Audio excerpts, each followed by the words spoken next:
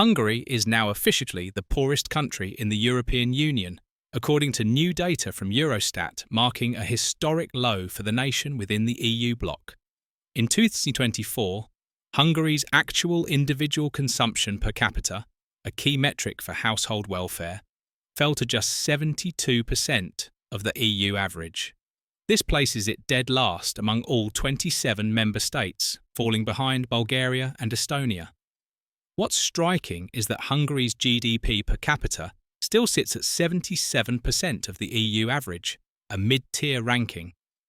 But the figures reveal a stark truth. Hungarians are consuming significantly fewer goods and public services than their EU peers, pointing to a deepening disconnect between economic output and quality of life. Poland, often cited by Prime Minister Viktor Orbán as a success model, registers an AIC of 85%, 13 percentage points ahead of Hungary, despite having comparable GDP levels. The contrast is difficult to ignore. So what's driving this decline? Experts highlight a convergence of issues: low real wages, persistent inflation, and rising emigration, all compounded by what many analysts describe as a clientelist economy under an increasingly authoritarian government. EU funds and national assets are often funneled into circles loyal to Orbán, undermining broader household well-being. The political impact is already visible.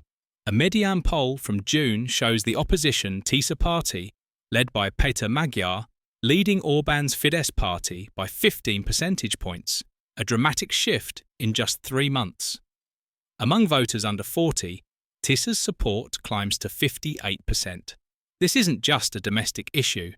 Hungary remains the EU's most pro-Russian member state, often obstructing support for Ukraine. If Orbán's grip continues to weaken, it could signal wider geopolitical ramifications for Europe. The numbers are clear. Without fundamental reforms, greater wage growth, transparency in EU fund distribution, and stronger rule of law, Hungary's descent may accelerate. But with public support for change on the rise, could we be witnessing the early stages of a political transformation? To read the full article, visit our website www.dailynewshungary.com.